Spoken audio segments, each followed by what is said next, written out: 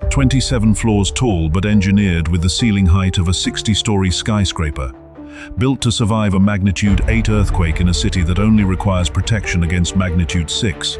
Maintained by 600 full-time staff. Valued at over $4.5 billion and occupied by a single family. This is Antilia, the private residence of Mukesh Ambani in the heart of Mumbai, and it is not a house. It is a vertical kingdom built on land that once belonged to an orphanage, defended against bomb threats, and designed to withstand forces that the city around it was never built to survive. Watch until the end, because what you are about to discover about the engineering, the controversies, and the hidden systems inside this building will change how you understand what extreme wealth can construct when it faces no limits. The land. How an orphanage became the most expensive address in India. Every structure begins with the ground beneath it, and the ground beneath Antilia carries a story that the Ambani family has never been able to fully escape. The land on which the building stands, approximately 4,500 square meters on Altamount Road, one of Mumbai's most exclusive addresses, was not always destined for a billionaire's private tower. In 1895, the site was established as the Karimboy Ibrahim Khoja Yatimkhana, an orphanage operating under the Waqf Act, an Islamic religious trust framework that governs the use of donated property for charitable purposes. For over a century, the land served vulnerable children in one of the most densely populated cities on Earth. In 2002, a company called Antilia Commercial Private Limited purchased the land for approximately 210 million rupees, roughly $2.2 million at the time. The price was immediately controversial. Critics and legal challengers argued that the sale was conducted at a fraction of the land's true market value and that property governed by the Waqf Act could not be legally transferred for private residential use. The controversy generated legal battles, public outcry, and political debates that continue to this day. Supporters of the Ambani family counter that the transaction was conducted through legitimate legal channels and that subsequent approvals from the Mumbai Municipal Corporation in 2003 validated the development. But the perception persists. The most expensive private home on Earth was built on land purchased for a price that would not buy a modest apartment in the same neighborhood today. Construction began in 2006 with a design by Perkins & Will, the Chicago-based architectural firm, and interiors by Hirsch Bedner Associates of Los Angeles. The project was completed in 2010, with a housewarming held in November of that year, but the family did not move in immediately. In June 2011, 50 Hindu pandits were brought to the residence to perform traditional Vastu rituals, elaborate spiritual ceremonies designed to remove negative energy and align the building with cosmic forces that Vastu Shastra, the ancient Indian architectural tradition, considers essential for prosperity and well-being. The family finally occupied the residence in September 2011, nearly a year after construction was complete, a delay that reveals something important about the Ambani approach to wealth. Money builds the structure, but tradition determines when and how it is inhabited. The cost of construction has been estimated at between $1 billion and $2 billion, making Antilia the most expensive private home ever built at the time of its completion. Current expert valuations place the property's worth at over $4.5 billion, a figure that exceeds the GDP of more than a dozen sovereign nations. Should a private residence ever be built on land that once served orphans, regardless of how the transaction was conducted legally? Share your analysis in the comments. The engineering. How to build a 60-story tower that officially has 27 floors. The most disorienting fact about Antilia is not its cost or its luxury, it is its geometry. The building is officially 27 stories tall, but because nearly every floor features double height or triple height ceilings, the structure rises to 173 meters, 568 feet, the equivalent of a conventional 60-story skyscraper. This means that when you stand at ground level and look up at Antilia, what you see is a building that should contain twice as many floors as it actually does. The missing floors are not missing. They are absorbed into the vertical space of each level, ceilings so tall that entire additional stories could fit inside them. It is architecture designed not for efficiency, but for the sensation of limitless space inside a city where space is the most expensive commodity on Earth. The structural engineering behind this design required solutions that most residential buildings never encounter. The original design by Arup, the global engineering firm, called for a steel skeleton, the standard approach for tall, irregularly shaped buildings. But during construction, the project shifted to reinforced cement concrete under the direction of Sterling Engineering Consultancy Services. The RCC columns and beams were built to the same dimensions as the original steel design, preserving the architectural appearance while fundamentally changing the material behavior of the structure. The foundation required excavation 9 meters deep to bedrock, topped by a 3-meter-thick reinforced concrete raft, a foundation so massive that it functions less like a building base and more like a platform designed to anchor an entire neighborhood. The seismic engineering is where Antilia's specifications become genuinely extraordinary. Mumbai sits in Seismic Zone 3, a classification that requires buildings to withstand moderate earthquake forces. Antilia was designed for Seismic Zone 4, capable of surviving a magnitude 8 earthquake, a level of force that has never been recorded in Mumbai's geological history. The structure uses concrete shear walls within an eccentric service core. The elevator shafts, stairwells, and utility conduits are not centered but intentionally offset to the east, counterbalancing the natural westward lean caused by the building's irregular mass distribution. The result is a tower that, despite its asymmetric design, stands perfectly vertical, an engineering compensation so precise that the building's slight intentional tilt in one direction cancels its structural tendency to lean in the other.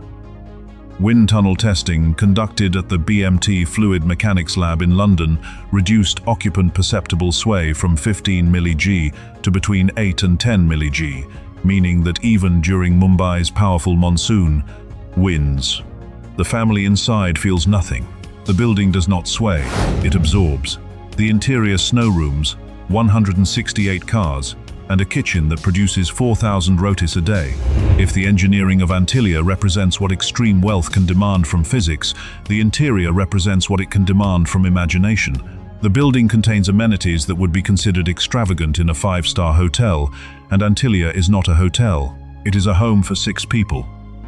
3 helipads occupy the roof, allowing the Ambani family to arrive and depart without touching a public street, though the helipads have been the subject of regulatory battles over air traffic clearances and noise complaints from the surrounding neighborhood. Below the helipads, a 6-story parking garage houses 168 vehicles, a collection that reportedly includes Bentleys, Rolls-Royces, Ferraris, and Teslas, maintained by dedicated mechanical staff who ensure that every vehicle is operational at all times, regardless of how frequently it is driven.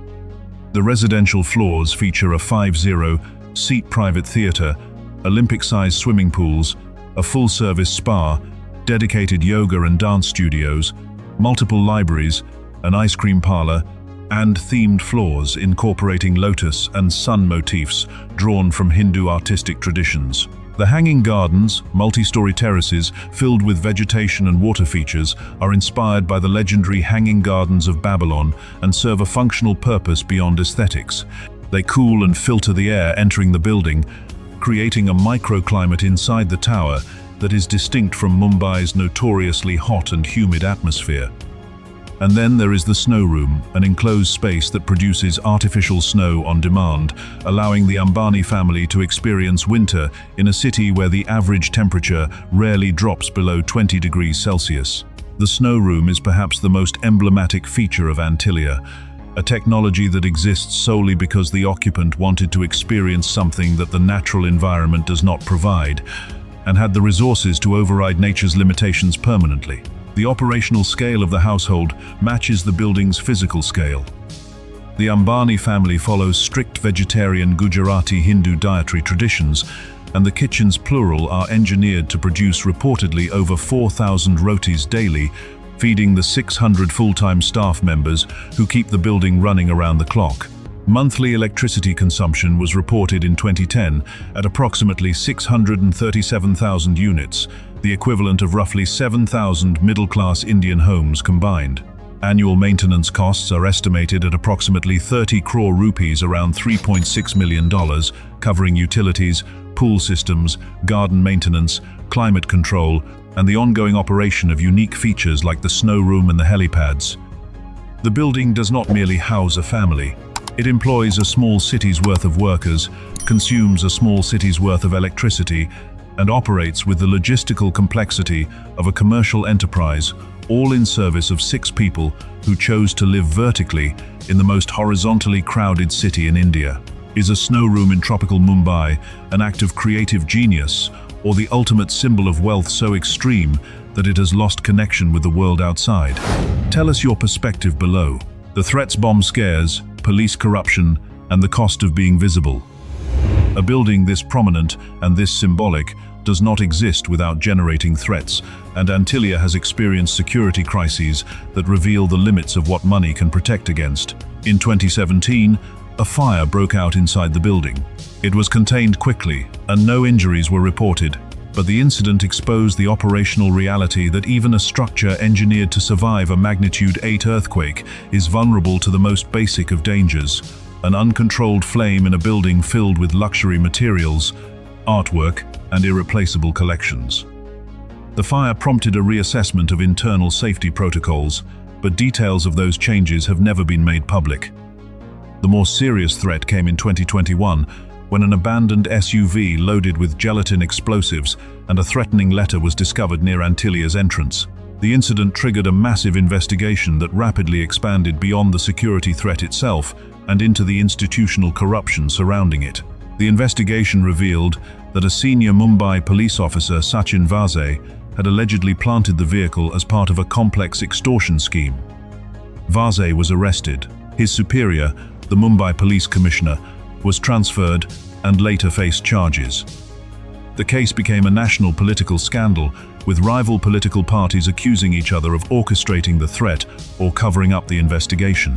What began as a bomb scare became a window into the intersection of extreme wealth, police corruption, and political power in India, exposing the uncomfortable reality that the security infrastructure surrounding the richest family in Asia was itself compromised by the very institutions responsible for providing it. The incident underscored a paradox that defines life inside Antilia. The building is designed to withstand natural disasters that may never occur, but it cannot fully protect against human threats that are generated precisely because the building exists. Antilia is the most visible symbol of wealth inequality in a city where millions live in slums without clean water.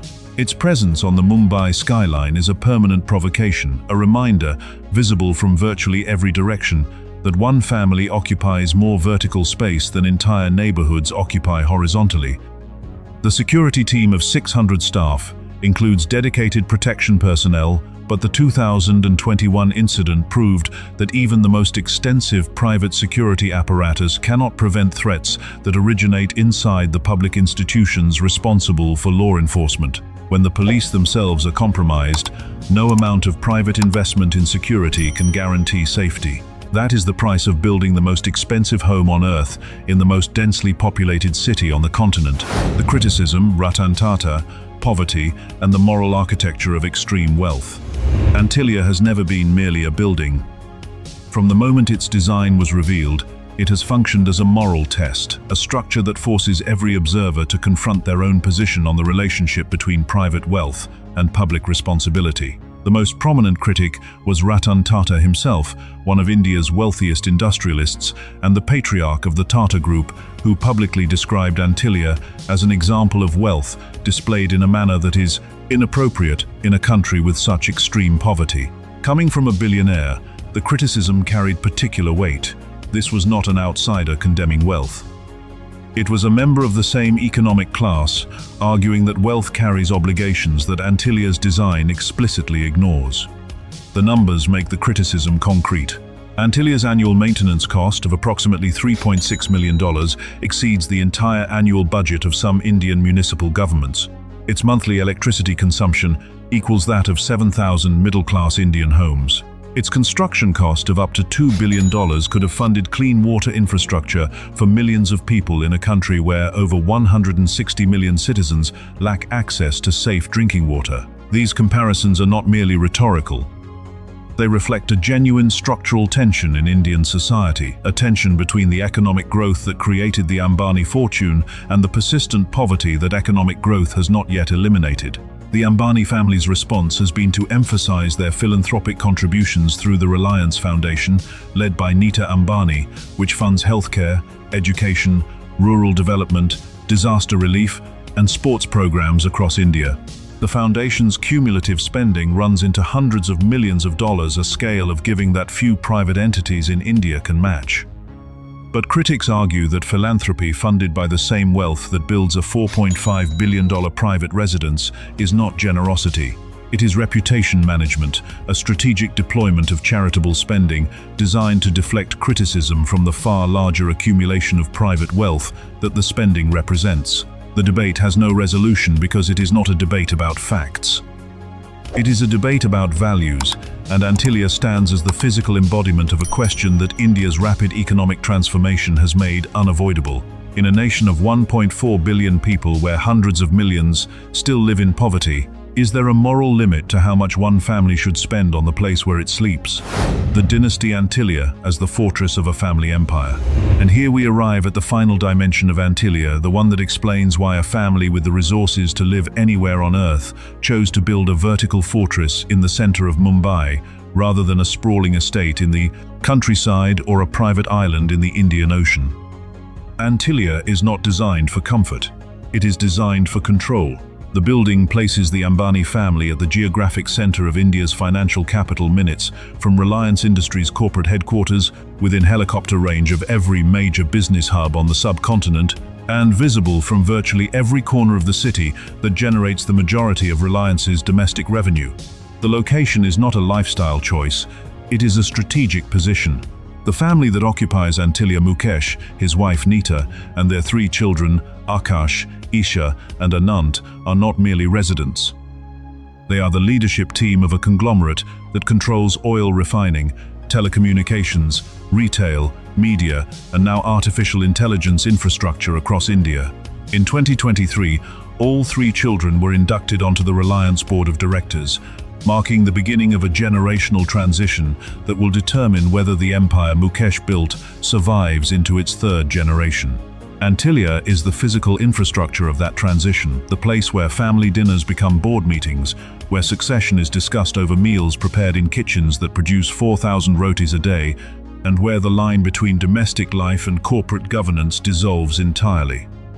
In 2024, Antilia served as the venue for the pre-wedding celebrations of Anant Ambani's marriage, an event with a total wedding cost estimated at between $600 million and $1 billion. The ballroom that hosted those celebrations of 4-4-meter long column-free space supported by columns that split into 4 tapering legs resembling tree roots is itself an engineering marvel designed to accommodate gatherings of a scale that most event venues cannot match. The wedding demonstrated that Antilia functions not just as a home, but as a stage, a venue for the public projection of family power that transforms private milestones into geopolitical statements.